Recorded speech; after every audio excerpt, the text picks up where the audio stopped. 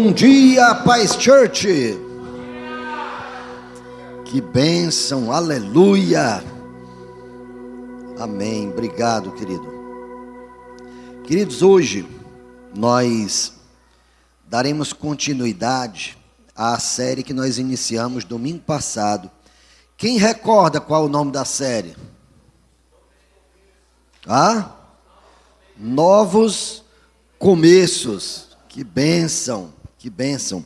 Hoje, inclusive, nós temos a nossa equipe de claquete reforçada, né? Agora são 3 aí, né? Aleluia, tem uma voz feminina agora, né? Legal, um coral. Amém. Queridos, novos começos. No domingo passado, nós pudemos compartilhar uma palavra que foi intitulada de... Quem lembra do título do episódio? Um novo começo em direção à promessa. Quem aqui tem promessa de Deus? Amém. Então, domingo passado nós aprendemos como é que nós cooperamos, como é que nós colaboramos com Deus para o cumprimento da promessa. Tá certo? Deus prometeu ele que faz sozinho, é assim? Não, ele prometeu, mas ele quer a nossa colaboração. Colaborar é trabalhar junto, laborar é trabalhar, né? Então precisa trabalhar junto com Deus. Ele quer fazer uma parceria conosco no sentido de que nós possamos alcançar a promessa que ele quer que nós alcancemos. Quem lembra o que é que tem escrito lá em Efésios 2, 8, 9 e 10? Quem lembra? Vocês são salvos pela graça, mediante a fé. Isso é dom de Deus, não por obras, para que ninguém se glorie. Porque somos criação de Deus, realizada em Cristo, para praticarmos as boas obras que Ele próprio preparou para que nós as realizemos.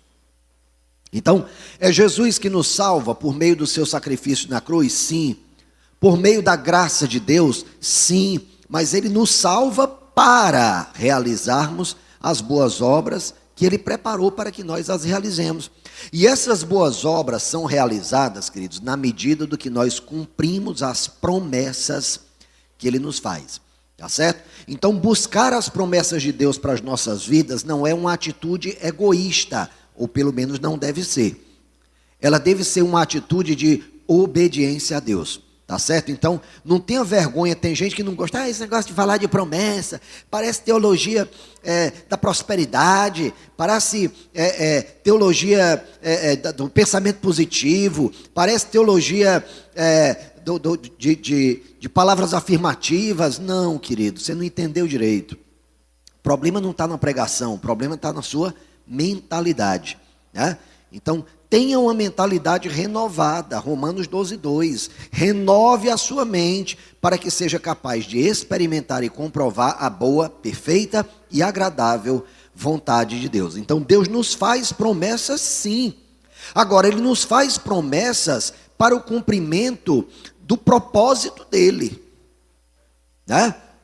O problema começa quando a gente busca as promessas para o cumprimento do nosso querer. Aí está errado.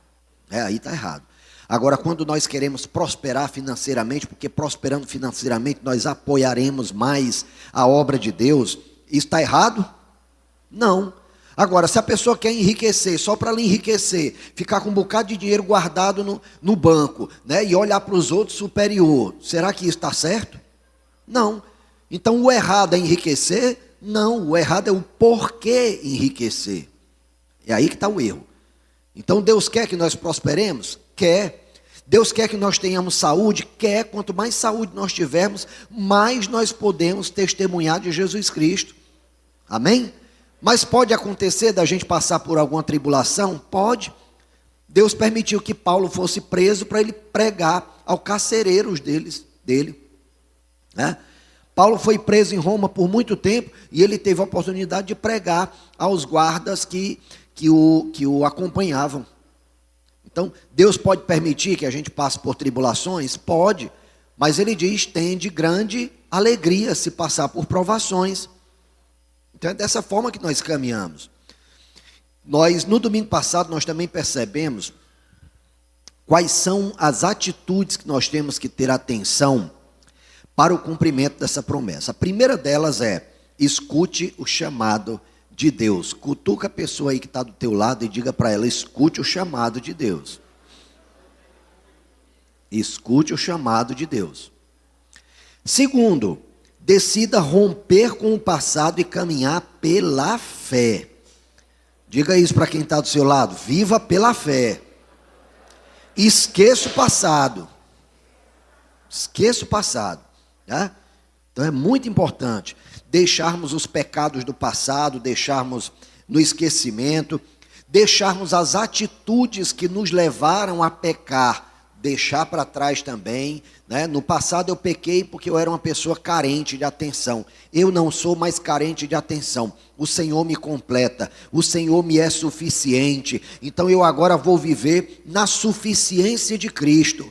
E aí você deixa de ser carente e passa a não exigir das pessoas que supram a sua carência. Então é necessário olhar para o passado, abandonar o passado e seguir adiante. Amém? Terceiro, no caminho da promessa, persevere. Cutuca a pessoa do outro lado e diga: persevere. É necessário perseverança, queridos, é necessário perseverança. Todas as vezes que nós temos dificuldades, se nós desistirmos, a gente vai alcançar a promessa? Não vai. Então é necessário perseverar. Caiu, segue.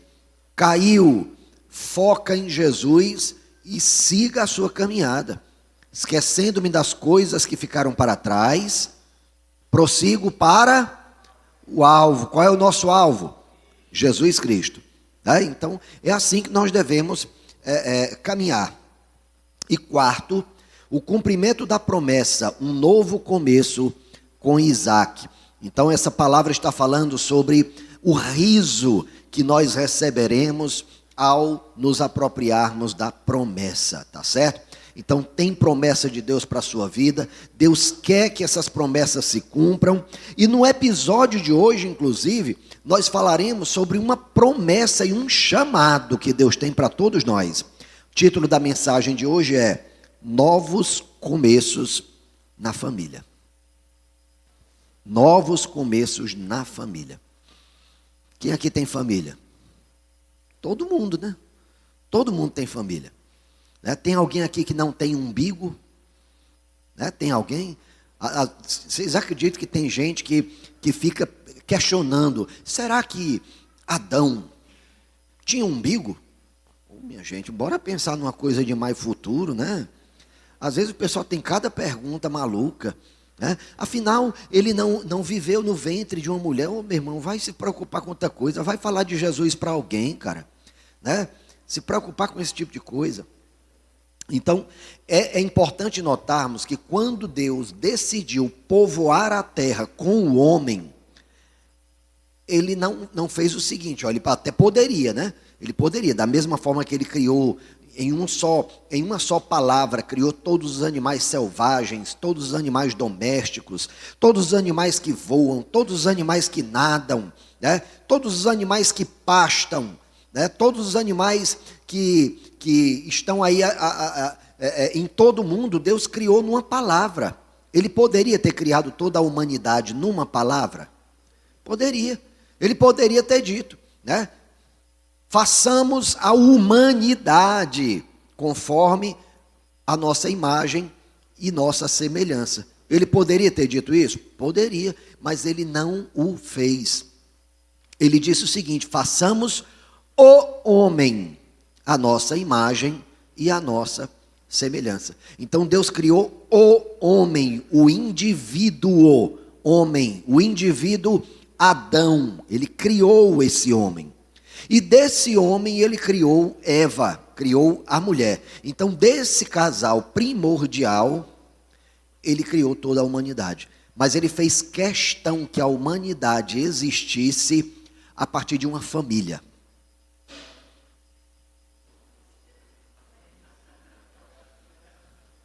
Agora eu fiquei com medo desse negócio aqui desabar, né?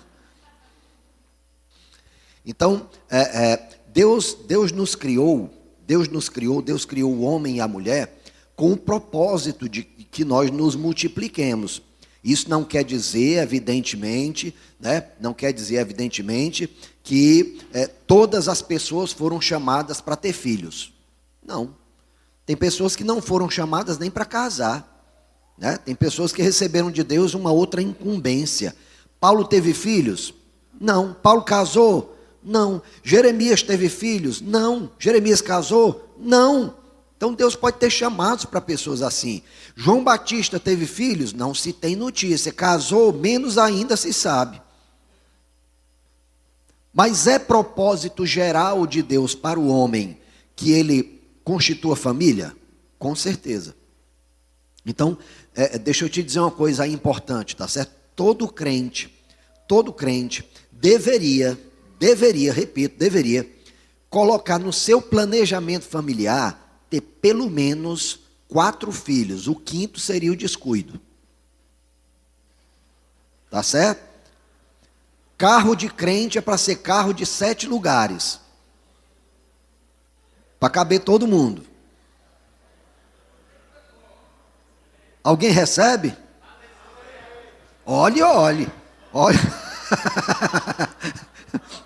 Eu vi gente levantando o braço e eu dizendo, não, peraí, baixa o braço. Eu vi, viu? Vou cobrar, viu, Júlio? Cobrar, ele levantou 2 braços é 10. Aleluia. É sério, queridos, é sério. A gente está aqui brincando, mas é algo sério. Né? A melhor forma de nós ganharmos o nosso país para Jesus, ganharmos a nossa cidade para Jesus, é tendo filhos que temem ao Senhor.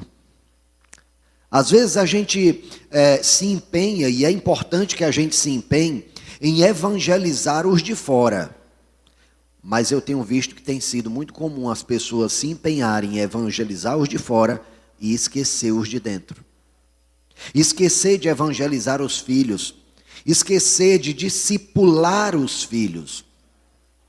Aqui e acolá a gente se depara com situações de pais que criam uma expectativa de que a igreja discipule os seus filhos. Né? Olha para a pessoa que está do seu lado e diga assim para ela, nananina não. Não é a igreja não. É a família. É o papai, é a mamãe. Né? Então, quando aquela criança se torna maior e ele tem necessidade de compartilhar coisas que ele não se sente muito à vontade de compartilhar com os pais, aí sim ele pode procurar uma outra pessoa. Mas até que ele tenha essa maturidade, quem tem que discipular o filho é a mamãe, é o papai. E precisa reservar tempo para isso. Né? Precisa reservar tempo para isso. Pastor Gilson e pastora Cristina fazem isso regularmente, né? Regularmente. De vez em quando a gente está discipulando pastor Gilson e pastora Cristina e eles nos falam, olha, eu tirei um tempo para discipular aqui o Bernardo, né? Saí com ele, saímos de casa, a gente foi fazer um passeio, né? E o papai com o filho, homem, né? Da mesma forma, a pastora Cristina com a filha Yasmin. Olha, tirar um tempo aqui para discipular Yasmin, para tirar um tempo aqui para ver quais são as dificuldades que ela tem tido, né? Então isso é muito importante, muito importante. Né? Então as famílias, elas precisam ser fortes. Uma igreja relevante é uma igreja que tem famílias fortes. Sabe, querido, se nós fôssemos aqui uma igreja de 20 mil membros, um dia nós seremos, né? Mas se hoje nós fôssemos uma igreja de 20 mil membros, com famílias destruídas, nós seríamos um fracasso. Um fracasso. Porque uma igreja forte, uma igreja relevante, precisa ser uma igreja que, antes de tudo, cultiva famílias saudáveis. Se as famílias da igreja não forem saudáveis, a igreja também não será saudável. A gente fala muito para os líderes aqui na nossa igreja. A gente fala muito, querido, olha, o teu ministério é consequência da tua família. Então, o que é que vem antes, o ministério ou a família? A família. Eu conheço pessoas, eu conheço pastores, inclusive, que invertem essa situação, né? Não, o ministério é mais importante do que a família, porque próprio Jesus falou, aquele que ama mais o seu pai, ou a sua mãe, ou o seu filho do que a mim, não é digno de mim. Não entendeu direito o que Jesus falou. Não entendeu direito o que Jesus falou. Então, de fato, nós não devemos colocar filhos, pais, no lugar do Senhor. Mas é desejo de Deus que nós tenhamos famílias fortes, famílias equilibradas, famílias saudáveis. E para que as famílias sejam saudáveis, é necessário que haja tempo. Tempo com os filhos, é necessário que haja tempo entre marido e mulher, é necessário. Isso não pode ser desculpa para a pessoa dizer, ai pastor, esse domingo eu não fui para o culto de celebração, porque eu fui tirar um tempo com a minha família. Aí todo domingo ele quer tirar tempo com a família e esquecer do Senhor, tá certo? Vai dar certo isso? Não vai, porque o nosso fundamento é o Senhor. Então se o Senhor não for o fundamento da casa, logo logo as paredes vão ruir, né? Então o que é que a gente faz? E isso é muito comum nós falarmos com os líderes aqui.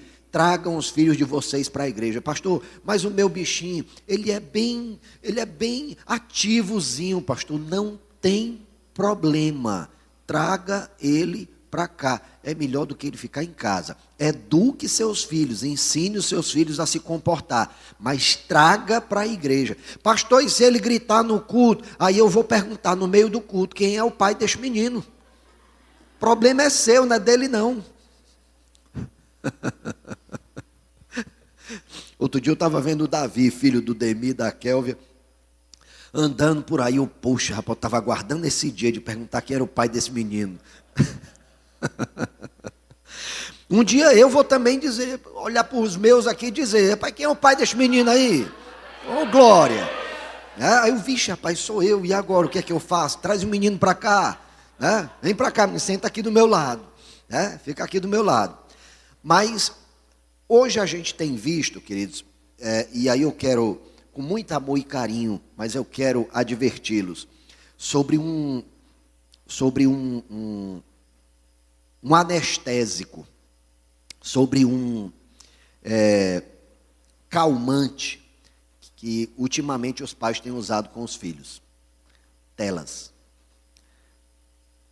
Limite o tempo dos seus filhos em telas. Limite, não estou dizendo que eles não devam usar.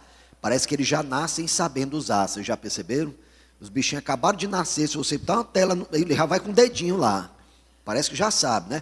Então não é deixar de ter telas, mas limitar as telas, né? Limitar as telas, porque ela pode causar sérios prejuízos também aos filhos. Mas eu quero destacar que é responsabilidade do papai e da mamãe educar os seus filhos nos caminhos do Senhor. Papai e a mamãe podem esperar que o filho tenha idade para fazer a deep school, né, para fazer as classes que nós estamos disponibilizando aqui na igreja. A gente diz, não, vou deixar para falar de Jesus para o meu filho, quando o pastor oferecer lá a classe da nova criatura, aí eu matriculo o menino na classe da nova criatura, ele vai saber quem é Deus. O papai e a mamãe podem fazer isso? Misericórdia, né, Júlia? Misericórdia. Não. Quem é que tem que ensinar os filhos sobre temor ao Senhor? Papai e mamãe. Eles é que têm que ensinar os filhos nos caminhos do Senhor. Josué 24:15 diz, eu e a minha casa serviremos ao Senhor. E aí eu quero destacar um aspecto aqui que também é muito comum de vermos. Tem uma psicóloga, infelizmente eu não recordo agora o nome dela, né? Depois eu vou procurar, e se for o caso eu compartilho aqui. Ela tem feito muito sucesso na internet, não recordo agora o nome dela. Mas ela fala de um episódio que ela viveu, onde, se não me engano, a filha dela, né, chegou para ela e disse, olhe, se você não fizer tal coisa, eu também não vou lhe amar mais. Aí ela na hora disse, peraí, e quem foi que disse que eu preciso do seu amor? Eita lapada, não foi? Quem foi que disse? Como é o nome dela? Andréia Vermont, exatamente, muito bem lembrado, é ela mesma, né? Então, ela disse: quem foi que disse que eu preciso do seu amor? Não preciso do seu amor, não. Eu preciso do seu respeito. E isso eu vou exigir de você. Sabe, queridos, pai que mendiga o amor do filho, perde o amor e perde o respeito. Mas pai que exige respeito do filho, tem o respeito e tem o amor. Pesado, né? Repete. Tem gente querendo anotar. Pais que mendigam o amor dos filhos, perdem o amor e perdem o respeito. Mas pais que exigem respeito dos filhos, têm o amor e têm o respeito. Aleluia. Glória a Deus. Então Josué está dizendo isso aqui. Ele está dizendo: olha, eu e a minha casa serviremos ao Senhor. Os bichinhos dele talvez ainda fossem novinhos, não sei que idade tinham os filhos de Josué, né? Se já eram adultos, talvez até fossem adultos, mas ele diz: eu e a minha casa serviremos ao Senhor. Ele falou pela família dele todinha, e ele se comprometeu pela família dele inteira. Então nós pais precisamos nos responsabilizar pela educação dos nossos filhos. Nós não podemos terceirizar essa educação, tá certo? Não podemos terceirizar essa educação. Nós sabemos, evidentemente, que por conta da correria do dia a dia, tem muitos pais que precisam que os filhos estejam numa escola tempo integral. Nós entendemos isso, nós compreendemos isso. E é por isso que nós estamos, inclusive, fazendo o esforço de trazer uma escola cristã aqui para Sobral. Quem sabe até a própria igreja tenha que encabeçar isso, né? Nós estamos nesse esforço. E para quê? Para que o seu filho tenha um ambiente seguro para ficar enquanto você estiver trabalhando, né? Agora, isso vai transferir para a escola a educação dos filhos? Não. Quem tem que tirar tempo, quem tem que arrumar tempo para educar os filhos são os pais, né? E você deve lembrar do seguinte: olha, a infância, ela é tão curta, né? Quem aqui tem filhos que tem menos de 15 anos? Menos de 15. É tão curtinho. Sabe, é tão curtinho. São 15 anos da sua vida que você vai ter que abdicar, talvez de trabalho, talvez de conseguir comprar um carro que você sonha, de comprar a casa que você sonha, de fazer a viagem que você sonha. São 15 anos que você vai investir o seu tempo no seu filho. Depois disso, quando ele tiver seus 15, 18 anos por aí, ele pode trilhar o caminho dele. Ele pode trilhar o caminho dele. Meu pai começou a trabalhar com 14 anos de idade. Eu conheci uma pessoa essa semana que começou a trabalhar com 12. Né? Não estou querendo defender trabalho infantil não, mas é possível. Né? É possível. E vai depender de quem? Do papai e da mamãe educarem da maneira correta. Né? Ajudando o filho a lidar com a frustração. A palavra de Deus tem uma promessa para nós: nesse mundo vocês passarão por tribulações, mas tenham ânimo, eu já venci o mundo. Então é uma promessa: nós passaremos por tribulações?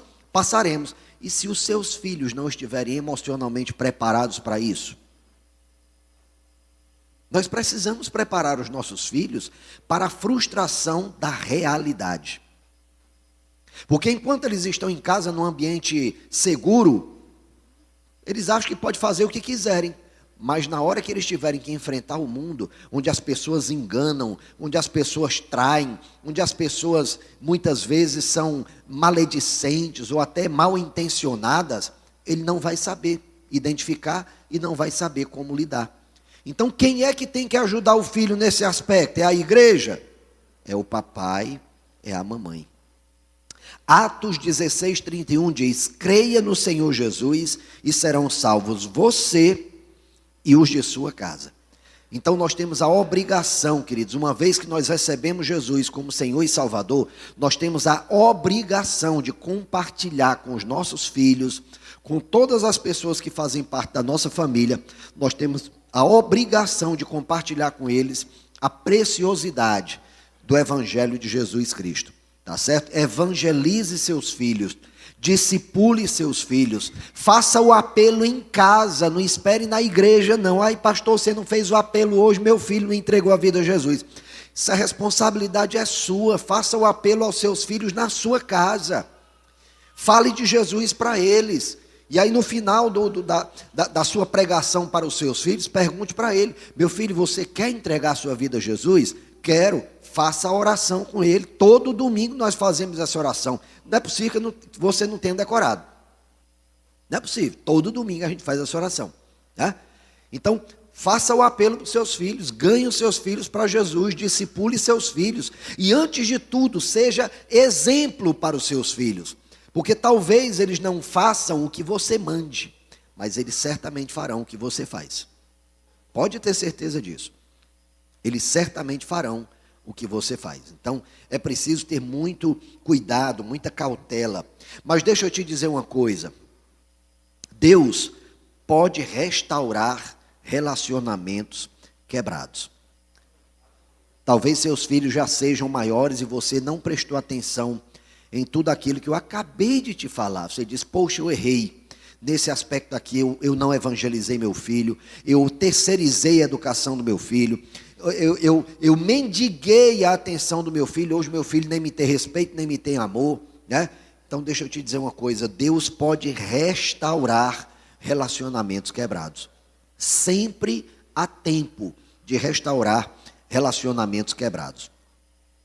Para isso eu quero te lembrar da história de dois irmãos gêmeos, Esaú e Jacó. Quem aqui sabe da história de Esaú e Jacó? Cutuca a pessoa que está do lado e pergunta para ela: você sabe da história de Esaú e Jacó? Esaú e Jacó eram filhos de Isaac e Rebeca, né? Então esses filhos nasceram do mesmo ventre ao mesmo tempo. Mas pense em dois irmãos diferentes um do outro. Pense em dois irmãos diferentes. Meu avô dizia que as mãos têm 10 dedos e todos os 10 são diferentes uns dos outros. Ele dizia isso porque ele teve 14 filhos. E ele pôde perceber que entre os 14, todos eram diferentes uns dos outros. Tinha até algumas coisas que um parecia com o outro, mas no geral todos eram diferentes uns dos outros. Então tem filho, né, que é mais apegado ao pai, né? Esaú era esse típico filho mais apegado ao pai, né? O relacionamento dele era mais próximo do pai. Jacó, por sua vez, tinha um relacionamento mais próximo da mãe, né? Alguém aqui tem isso na família também? Né? Na minha família também tem, né? Também tem, a gente percebe que tem um que é um pouco mais ligado num, tem outro que é mais ligado no outro. É comum, isso é normal, não tem nada de errado nisso. É normal. Mas eu estou falando isso para você, para que você note que mesmo irmãos que nasceram do mesmo ventre, ao mesmo tempo, tiveram o mesmo pai e a mesma mãe, podem reagir de maneira diferente, eles são diferentes. E pelo fato de sermos diferentes, às vezes surgem conflitos. Muitas vezes os conflitos surgem, não é nem pelo fato de sermos diferentes, é por sermos parecidos demais. Às vezes, por sermos parecidos demais com a outra pessoa com quem nós nos relacionamos, a gente acaba se atritando com ela porque não aceita no outro aquilo que a gente não aceita em nós. E aí a gente fica antipatizando: rapaz, não sei o que é que eu não gosto dessa pessoa. Não gosto dessa pessoa, não sei o que é que acontece. Mas os de fora olham e dizem: meu Deus, mas a fulana é igualzinha a ela. Então surgem atritos, surgem dificuldades. Quem aqui nunca teve um atrito com o irmão? Eu já tive, né? A minha diferença, eu sou o filho mais velho, minha irmã, logo após mim, tem só 1 ano e 6 meses de diferença. Então a gente é quase da mesma idade, né? Na infância a gente brincava junto e a gente também brigava junto.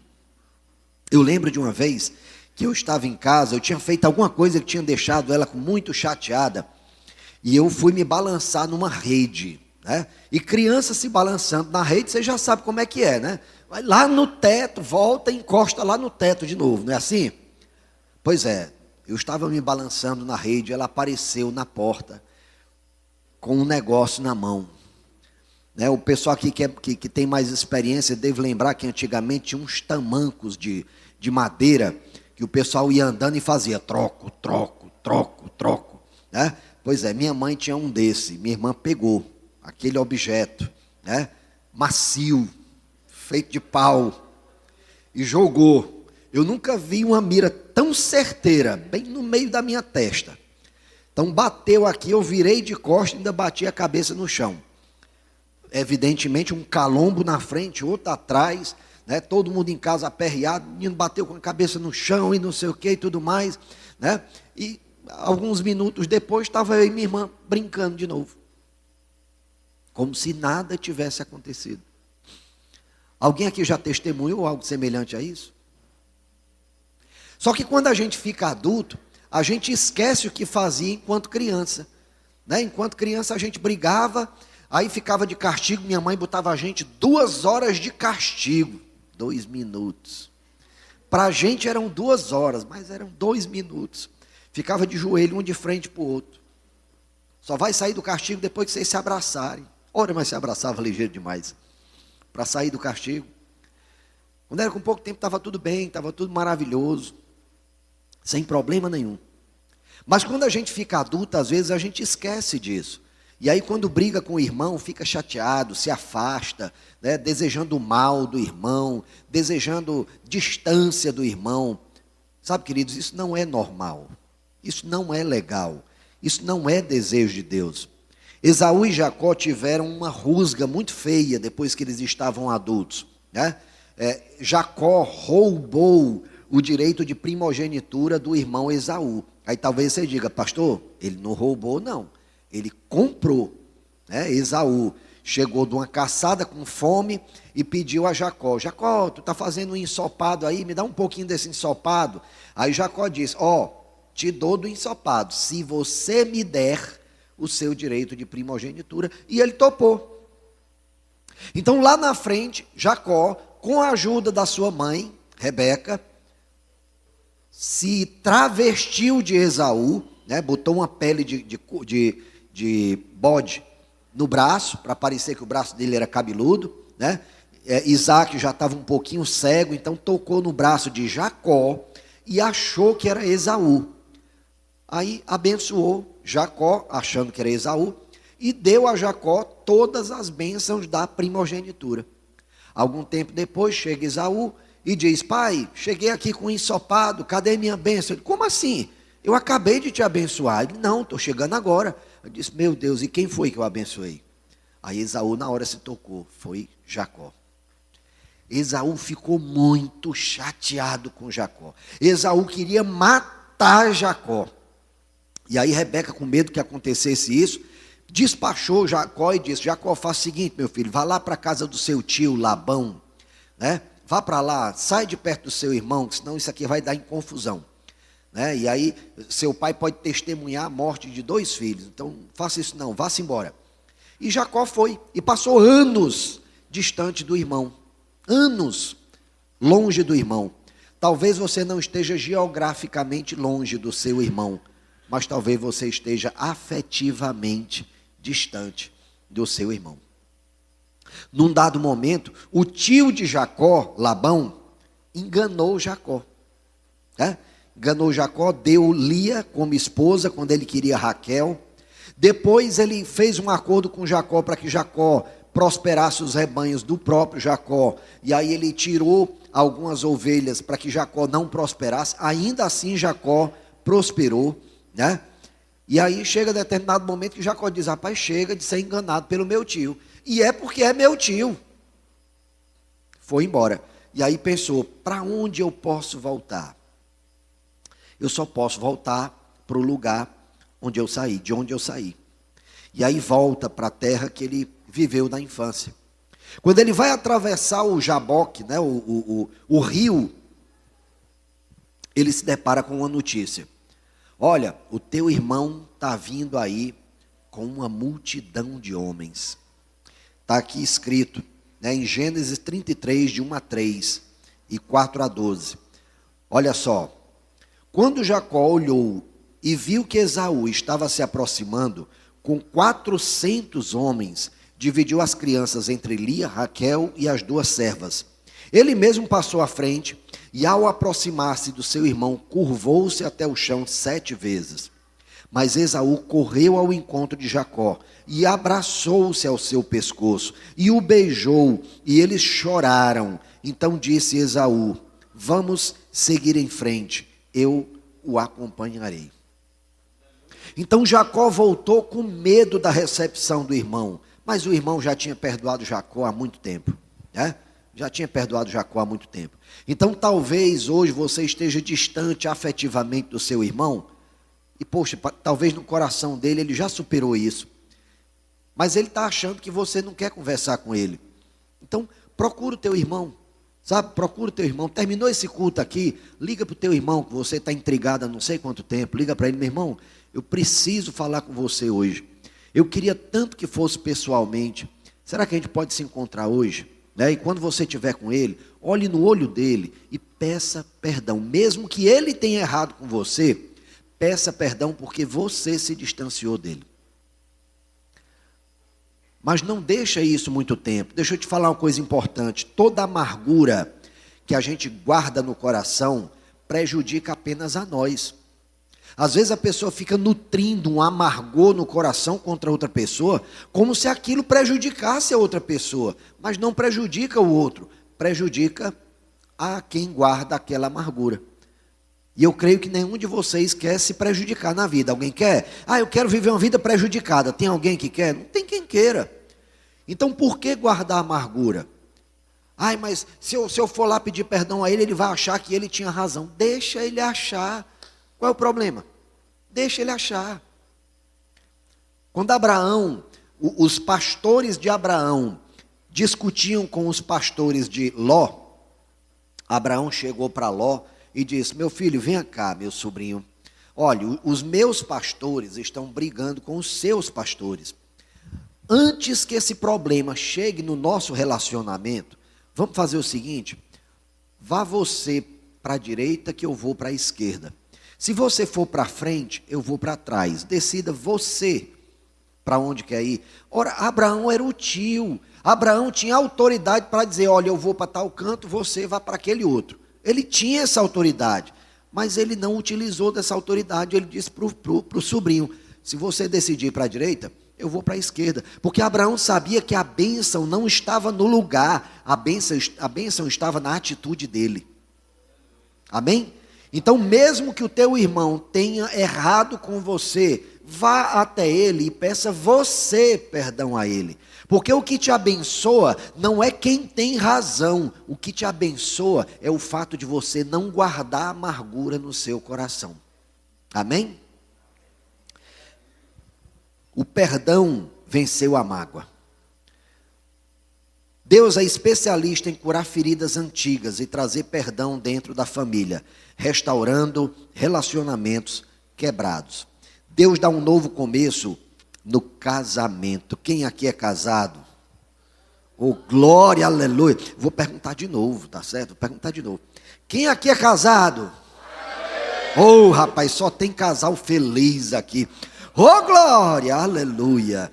Né? Isso vai dar um descanso para a gente. Não vai ter ninguém procurando a gente para se queixar do marido nem da esposa, né? Oh, bênção. Estou brincando, querido. Justamente para que a gente mantenha os relacionamentos saudáveis, é bom que a gente procure ajuda, né? É bom que a gente procure ajuda. Para que a gente mantenha um bom relacionamento, é bom que a gente procure ajuda. É fundamental procurar ajuda. Mas procura ajuda antes do problema, né? Pastor, estou muito chateado. Por quê? Porque minha esposa está muito reclamona em casa, pastor. Se eu chegar cedo, ela reclama. Se eu chegar tarde, ela reclama. Se eu colocar a roupa em cima da cadeira, ela reclama. Se eu botar no cesto de roupa, ela reclama. Eu disse: meu Deus, e agora? O que é que eu faço? Né? E agora? Como é que vai ser? Oh, querido, foi mesmo? Quer dizer que sua esposa faz isso? Não acredito. Faz mesmo? Parabéns, querido, você casou com uma mulher.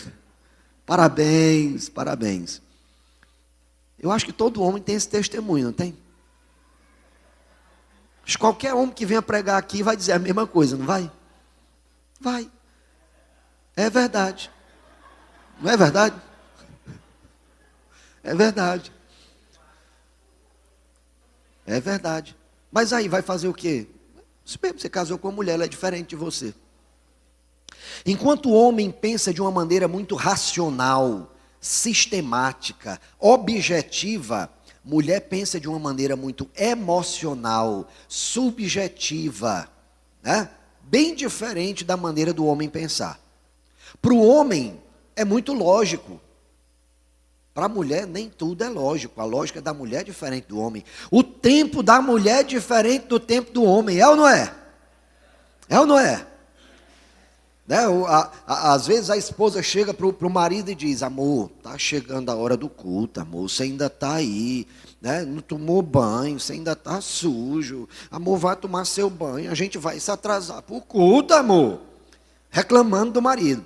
Aí o marido embrome, ela está tomando banho, está se maquiando, e aí o marido finalmente toma a atitude de tomar um banho. Aí ele vai, toma um banho, quando ele pensa que não, já está todo pronto, perfumado, desodorante passado, tudo no ponto, na porta, esperando a esposa. Aí ela vai e diz: amor, não me aperrei não, por favor, não me aperrei não.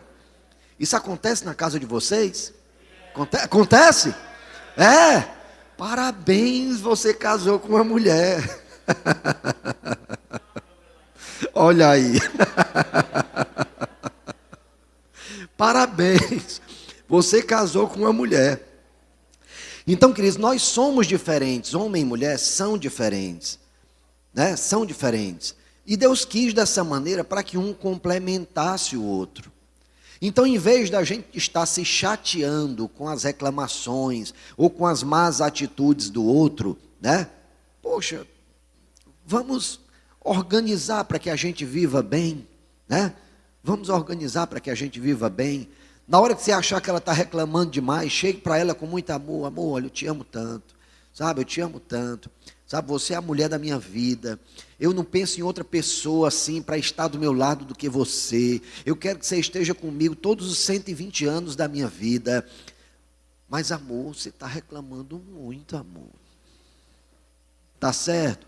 Mas olha, eu continuo te amando, né? Se você quiser reclamar os 120 anos da minha vida, ainda assim eu vou te amar. Eita, aí é difícil, né? Porque normalmente os casais querem mudar o outro, né? Normalmente eles chegam para a gente: pastor, porque o meu marido é assim e tal, ele é desse jeito. Aí eu disse: oh, querida, é mesmo. E se ele não mudar, você vai continuar amando? Aqui na igreja ninguém pensa em divórcio, né? Diz que uma vez perguntaram para a esposa do Billy Graham: você já pensou em se separar dele? Viaja muito, né? Te deixa muito só. Você já pensou em se separar dele? Ela disse: não, em se separar não, já pensei em matar ele, se separar não. É verdade, né, Cristina? A pastora Cristina já fez isso de fato, né? Quando ela não conhecia Jesus, ela teve um tempo lá que ela quis matar o Gilson, né? Não era o pastor Gilson, não era o Gilson na época, né? Era o Gilson e a Cristina, né? Então, o testemunho deles, eles falam sobre essa etapa nefasta, tenebrosa da vida deles. Olha só o que diz Oséias 3:1. Então o Senhor me disse: vá e ame a sua esposa outra vez. Quem aqui já leu o profeta Oséias? Quem já leu o profeta Oséias? Qual era o pecado da esposa dele? Adultério. Às vezes a gente diz: olha, a palavra, ela permite que a gente se separe se houver imoralidade sexual, né? De fato, se houver imoralidade sexual, a pessoa tem legalidade para se separar. Mas é o desejo de Deus que haja separação? Não. O desejo de Deus é que haja perdão. Esse é o desejo de Deus, que haja perdão. Então ele diz para Oséias: vá lá e ame a sua esposa de novo. Amor não é sentimento, amor é atitude. Então não interessa qual foi o erro que o teu cônjuge cometeu, não importa qual seja esse erro. Todo erro é passível de perdão. Todo erro é passível de perdão, tá certo? Diga isso para quem está do seu lado. Todo erro é passível de perdão.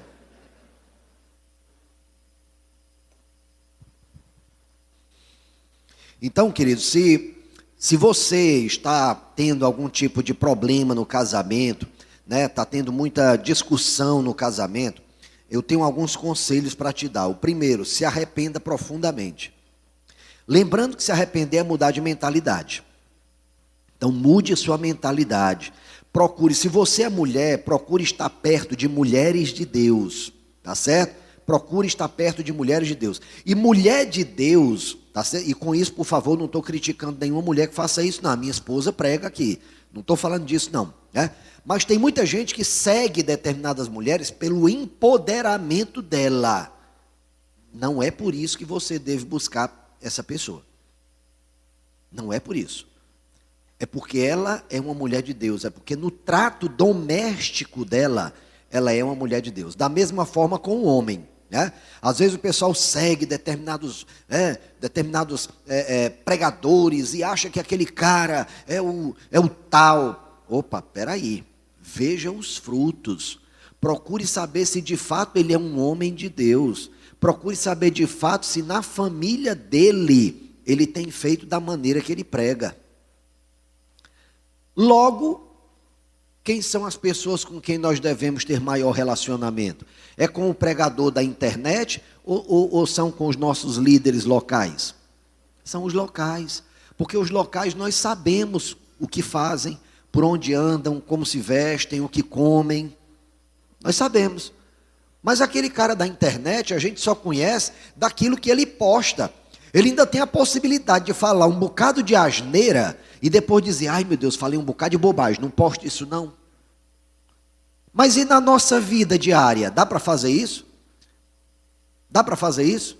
Não dá. Não tem condição de fazer isso. Sabe, não tem condição de fazer isso. Nós estamos com uma reforma lá em casa, e teve um dia que a gente chegou, né, e a gente deixou a geladeira em casa, né, e eu acho que um dos rapazes lá desligou a geladeira para colocar alguma ferramenta e não colocaram de volta, né? Então, quando foi segunda-feira que a gente foi lá em casa, cheguei no jardim, meu Deus, será que morreu algum rato aqui por cima, né? Aí o rapaz veio lá de dentro e disse, pastor, é porque eu acho que a geladeira ficou desligada. Eu, ai meu Deus. Né? Então, tanto eu quanto minha esposa, a gente acabou tendo uma atitude. Ninguém falou mal, ninguém disse palavrão. A gente só fez cara de chateação. Né? A gente demonstrou chateação. Então, a gente foi lá limpar a geladeira. Você imagina aí tirar carne podre de dentro do congelador, né? Aí, poxa, quando terminou esse momento todo, a minha esposa teve uma atitude que eu disse, meu Deus, eu casei com uma mulher de Deus mesmo. Sabe o que é que ela fez? Ela foi pedir perdão a cada um dos funcionários que testemunharam a chateação dela. Ela disse, meu Deus, eu estou aqui para ser luz de Deus. Eu não estou aqui para estar reclamando, eu estou aqui para ser luz de Deus. E a minha reclamação não demonstrou o caráter de Deus. Aí fomos eu e ela pedir perdão ao pessoal que estava lá, que só testemunhou a nossa chateação. Né? Isso impede que eu me chateie de novo? Não. Outro dia eu estava resolvendo um negócio no telefone e eu me vi tentado a perder a paciência. Mas eu disse, não, peraí, eu sou luz, eu sou sal da terra, eu não posso fazer isso. Então, arrependa-se profundamente, mude de mentalidade, perdoe de verdade. Perdoe de verdade. Decida amar de novo. Tantas vezes o teu cônjuge erre com você, decida amar de novo. Decida amar de novo. Não é problema você sentar e dizer o quanto está sofrendo por causa da má atitude do seu cônjuge, né?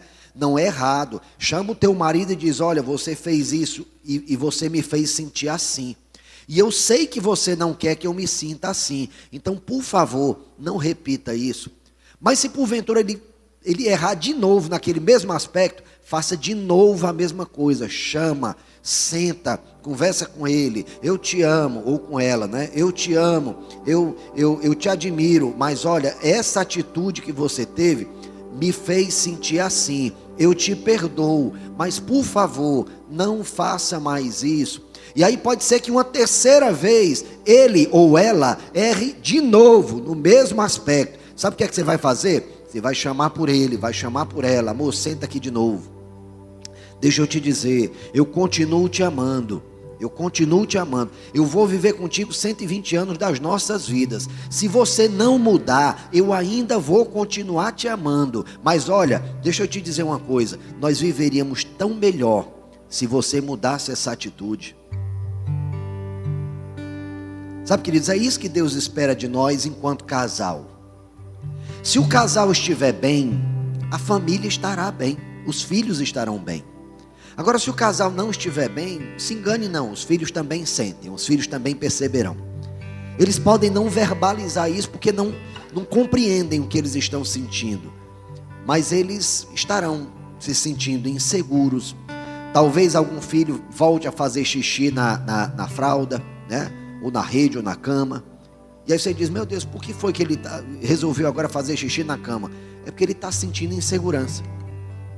Talvez seja isso. Então, sabe, queridos, Deus dá um novo começo também a relacionamentos de pais com filhos. Eu quero te falar da parábola do filho pródigo. Alguém lembra da parábola do filho pródigo?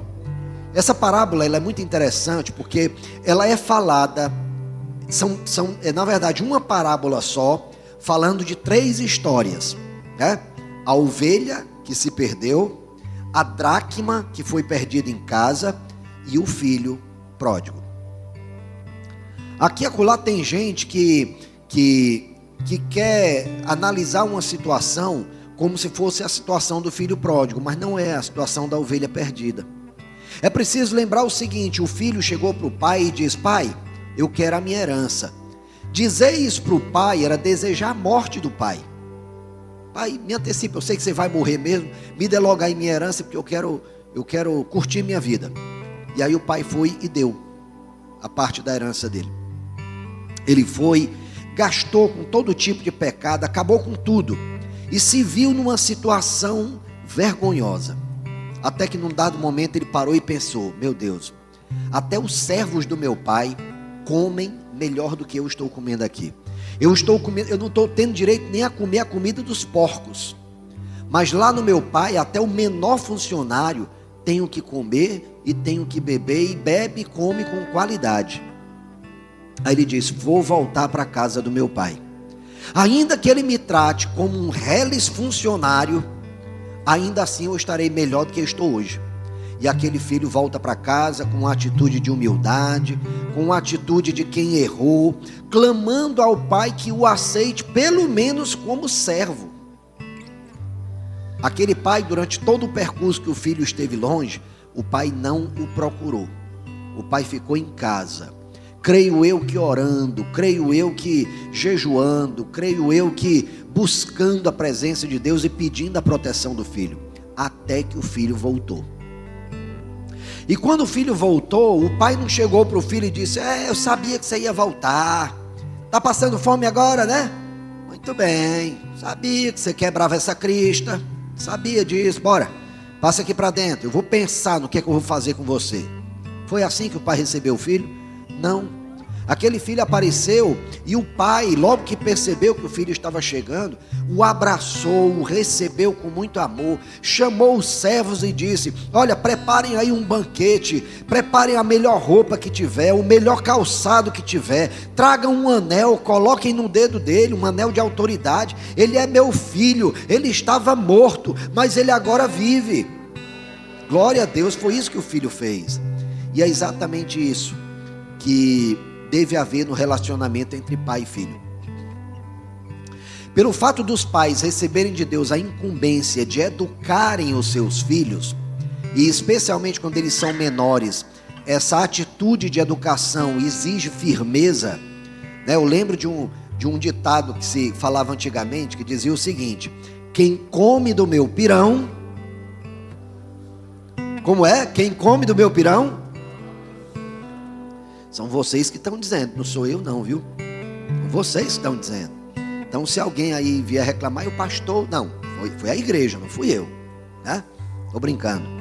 Então, isso é normal, querido, é obrigação do pai disciplinar o filho, obrigação, não é direito não, querido, é obrigação.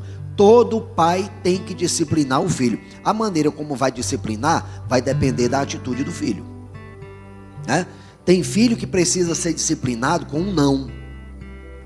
Tem filho que precisa ser disciplinado com uma medida um pouquinho mais drástica, né? Então, é de acordo com o comportamento do filho que o pai deve disciplinar. O pai nunca, repito, nunca deve disciplinar filho se estiver com raiva. Se tiver com raiva, acalma, esfria a cabeça e depois disciplina o filho. Aí você diz, ai pastor, quer dizer que eu vou disciplinar meu filho na frieza? É exatamente assim que você deve disciplinar. E não no calor da raiva. No calor da raiva você vai se exceder. No calor da raiva você vai demonstrar separação do filho. E o momento de disciplina não é momento de separação. A disciplina é momento de amor. É momento de reajuste da relação. Então o pai precisa dizer para o filho, meu filho, olha, esse tipo de coisa eu não vou aceitar. Se você fizer de novo, você vai ser disciplinado de novo. Agora, se você não quiser mais ser disciplinado dessa maneira, é muito fácil. É só não fazer o que eu estou dizendo a você que não quero que faça. O pai também precisa ter cuidado para não estar dando não a tudo. Menino, sai de cima desse muro, tu vai cair. Menino, para de correr, tu vai cair. Menino, não pega nada do chão, tu vai adoecer. Misericórdia. O menino vai fazer o quê? Ficar sentado lá do lado, feito uma estátua? Não pode fazer nada, senão apanha. Misericórdia, também não pode ser assim. Quem aqui não tem a marquinha debaixo do queixo? Quem aqui tem a marquinha debaixo do queixo? Né? Vocês ganharam essa marquinha quando? Não era quando era criança, não? Normalmente é quando é criança. É criança com dente quebrado, né? Minha sobrinha, ela caiu, bateu com o dente aqui superior num local duro, o dente entrou. Está viva, graças a Deus, e muito saudável. Eu fui lá para a fazenda do meu avô, fui andar de jumento, né? A sela quebrou, eu caí do jumento, quebrei o braço, estou vivo, ninguém nem percebe que esse braço aqui quebrou. Meu passeio foi tempo com gesso, mas estou vivo. Outra vez correndo, topei, arranquei a cabeça do dedão. Está aqui, está inteiro. Outro dia fui abrir uma fruta. Fui abrir uma fruta com a casca dura. A faca escapuliu, cortou meu dedo. Estou vivo. Quase desmaio quando eu vi o sangue, mas eu estou vivo. Então, é importante que o pai também dê liberdade ao filho de que ele erre. A criança precisa errar em um ambiente seguro. Tá certo? Em um ambiente seguro. Aqui e acolá, quando tem uma criança fazendo bagunça aqui na hora da pregação, o máximo que eu faço é perguntar, quem é o pai deste menino? Né? Então, a responsabilidade não é da criança, a criança é assim mesmo. Criança é assim mesmo. É normal. Agora, claro, quem é que tem que educar a criança? É o papai, é a mamãe. E nesse processo, na medida do que a criança vai crescendo e chega na adolescência, às vezes causa rupturas, né? A criança começa, né, especialmente quando é menino, né, quando é homem, começa a engrossar o talo da venta, como a gente diz, né, e começa a querer mandar mais do que o pai, e aí o pai tem que mostrar que quem manda em casa é ele, e aí nesse processo, rupturas, mas rupturas desnecessárias. Deixa eu te dizer, filho, se você ainda mora com seu papai, com a sua mamãe, você pode não gostar, é problema seu, mas você vai ter que se ajustar ao que o papai e a mamãe determinam para a casa que é deles. A casa que você mora e é do seu papai e é da sua mamãe, a casa é deles. A casa vai ser sua quando você estiver trabalhando, sair da casa do papai e da mamãe, aí na sua casa você faz o que você quiser. Mas sabe o que é que normalmente acontece?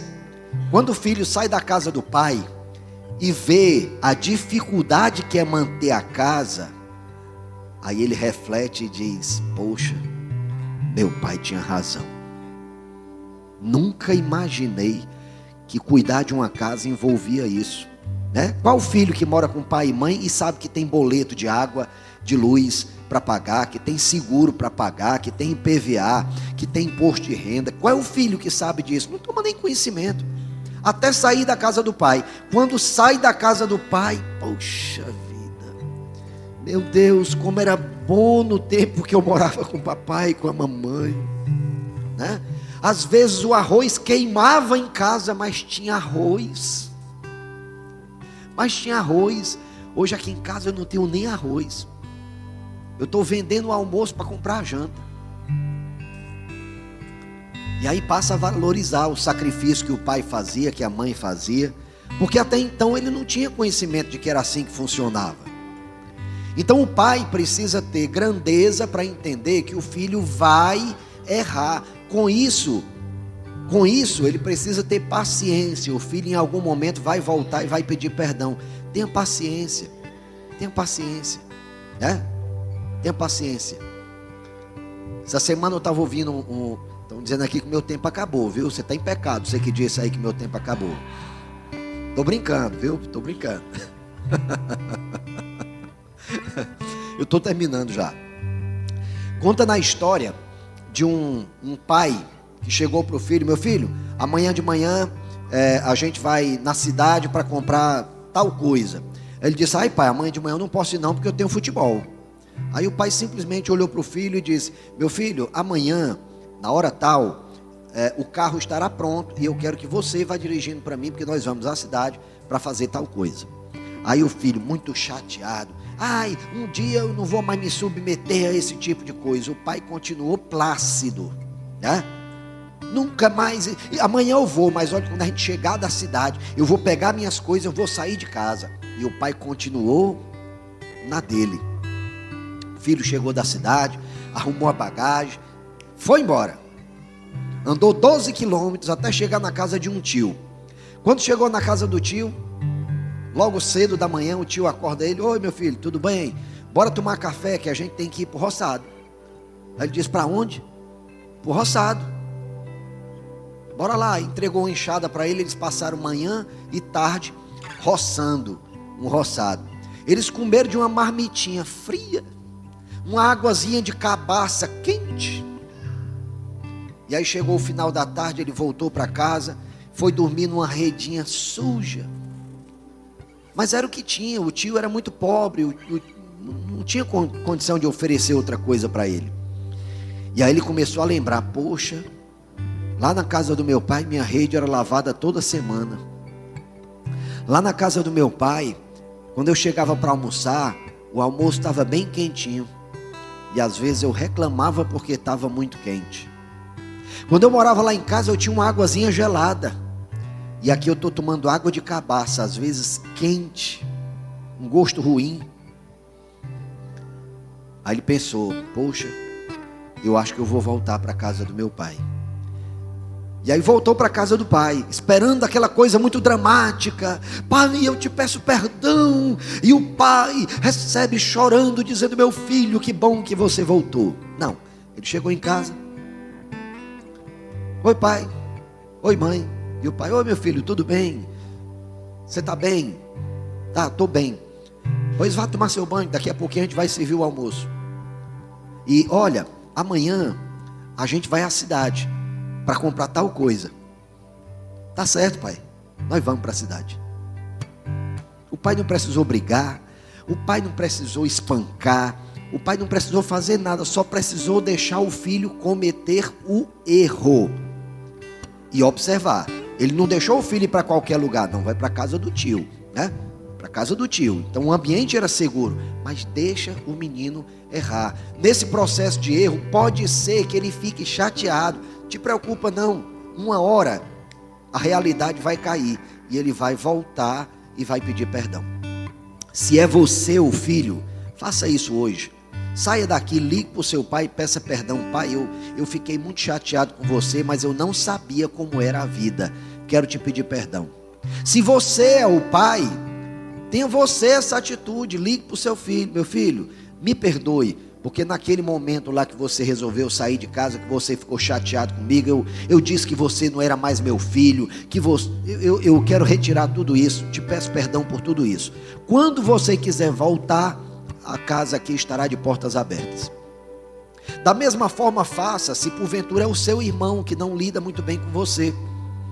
Peça perdão ao seu irmão, peça perdão ao seu esposo, peça perdão à sua esposa. Amém?